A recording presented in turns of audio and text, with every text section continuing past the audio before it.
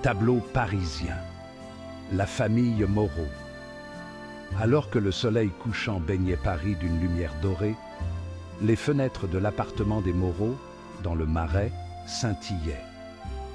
De leur balcon, la vue sur la tour Eiffel scintillante était imprenable, un spectacle quotidien qui ne cessait de les émerveiller. C'était leur refuge, leur cocon familial, au cœur de la ville lumière. La famille Moreau était composée de Pierre, le père, architecte passionné par son métier et par l'histoire de Paris. Sa femme, Claire, était une fleuriste au grand cœur, dont la boutique débordait de couleurs vibrantes et de parfums enivrants. Ensemble, ils formaient un couple uni, leurs différences ne faisant que renforcer leur amour. Leur foyer résonnait des rires de leurs 3 enfants, chacun étant un monde à part entière. Il y avait Sophie, l'aînée de 17 ans, une rêveuse passionnée de littérature, toujours plongée dans un roman. Puis venait Julien, 15 ans, l'artiste de la famille, avec son carnet de croquis toujours à portée de main, prêt à saisir la beauté du monde qui l'entourait. Et enfin, la Benjamine, Camille, 8 ans, un tourbillon d'énergie et de joie, fascinée par la science et les mystères de l'univers. Les Moreau étaient une famille ordinaire avec ses joies, ses peines et ses secrets. Pourtant, derrière cette façade de normalité, un mystère se tramait, prêt à bouleverser leur paisible existence. Portrait de famille, rêve et réalité. Chaque soir, Pierre rentrait épuisé mais heureux des chantiers de restauration qui le passionnaient. Il rêvait de transmettre son amour du patrimoine parisien à ses enfants, de leur montrer les secrets cachés derrière chaque pierre, chaque façade. Claire s'épanouissait dans sa boutique, créant des bouquets uniques qui enjolivaient le quotidien de ses clients. Elle aspirait à une vie simple, faite de beauté et d'amour, où ses enfants pourraient grandir heureux et libres.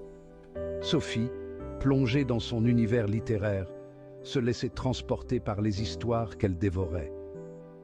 Elle rêvait de devenir écrivain, de créer des mondes imaginaires aussi riches et captivants que ceux qu'elle lisait. Elle observait le monde à travers le prisme de ses lectures, cherchant l'inspiration dans chaque rencontre, chaque situation. Le rêve de Julien était plus tangible. Il ambitionnait d'entrer aux Beaux-Arts et de devenir un artiste reconnu. Il passait des heures à dessiner, peindre, sculpter, s'efforçant de capturer l'essence même de ses sujets. Il était particulièrement fasciné par les portraits, cherchant à percer les mystères qui se cachaient derrière les regards. Camille, la Benjamine, était un esprit curieux et avide de savoir. Elle voulait tout comprendre, du fonctionnement d'une fleur à la formation des étoiles. Elle posait d'innombrables questions, dévorait des livres scientifiques et passait des heures à observer le ciel nocturne avec son télescope. Leurs rêves, leurs aspirations, formaient un tout harmonieux, reflétant l'amour et la complicité qui les unissaient. Mais la réalité allait bientôt venir perturber ce fragile équilibre, les confrontant à des événements inexplicables. L'ombre du doute, une série d'événements étranges. Tout commença par de petits détails, presque insignifiants. Un matin, Claire découvrit un bouquet de fleurs noires devant la porte de sa boutique, sans message, sans expéditeur. Une autre fois, Pierre trouva dans sa sacoche une vieille carte de Paris, une carte qu'il était certain de n'avoir jamais vue auparavant. Puis les événements s'intensifièrent. Sophie se plaignit d'être suivie dans la rue par un homme grand et mince, toujours vêtu de noir. Julien fit un rêve étrange où il voyait sa famille menacée par une ombre menaçante. Et Camille jura avoir aperçu une silhouette sombre rôder autour de leur immeuble la nuit. Au début, ils essayèrent de se rassurer, de trouver des explications rationnelles à ces événements troublants. Mais l'angoisse commença à s'insinuer, insidieuse, empoisonnant leur quotidien. Ils se sentaient observés, épiés, comme si quelqu'un tirait les ficelles de leur vie. La peur s'immisça dans leur cocon familial, les rendant méfiants, suspicieux. Ils se sentaient vulnérables, exposés, incapables de distinguer le réel de l'imaginaire. Le mystère s'épaississait, les plongeant dans un tourbillon d'incertitude et d'appréhension. L'inquiétude grandit, questions sans réponse. Pierre essayait de raisonner sa famille, de la rassurer. Il était convaincu qu'il y avait une explication logique à tout cela. Un malentendu peut-être, une coïncidence, un rôdeur dans le quartier. Mais au fond de lui, un doute persistait, alimenté par ces événements de plus en plus étranges. Claire, d'habitude si optimiste, n'arrivait pas à chasser l'inquiétude qui la rongeait.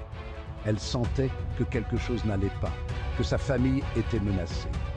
Elle se mit à scruter le visage des passants, cherchant un regard hostile, un signe suspect. Sophie, réfugiée dans ses romans, essayait de se persuader que tout cela n'était que le fruit de son imagination. Mais la peur était réelle, palpable, et elle ne pouvait s'empêcher de frissonner d'appréhension chaque fois qu'elle sortait de chez elle. Julien, lui, se sentait étrangement attiré par le mystère.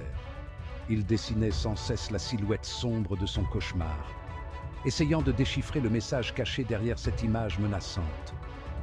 Il sentait que ses dessins détenaient la clé du mystère, mais il n'arrivait pas à la saisir.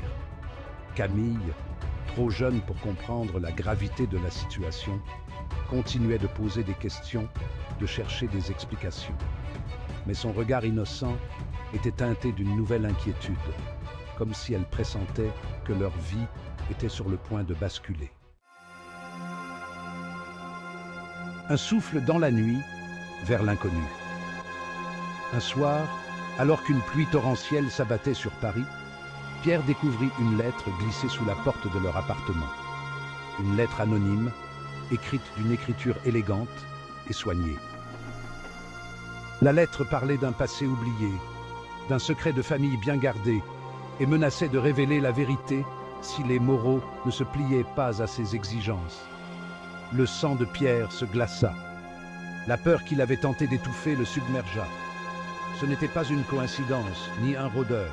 Quelqu'un les connaissait, les observait, jouait avec eux comme des marionnettes. Mais qui et pourquoi? La famille se réunit au salon, silencieuse et anxieuse, fixant la lettre comme si elle allait livrer ses secrets. Un sentiment d'impuissance les envahit. Ils étaient prisonniers d'une toile d'araignée invisible, tissée par une main inconnue. Leur vie paisible avait basculé vers l'inconnu. Ils se tenaient au bord du précipice, et le murmure du vent dans la nuit semblait souffler. Le passé n'est jamais vraiment mort. Il est toujours là, tapi dans l'ombre, attendant son heure pour refaire surface.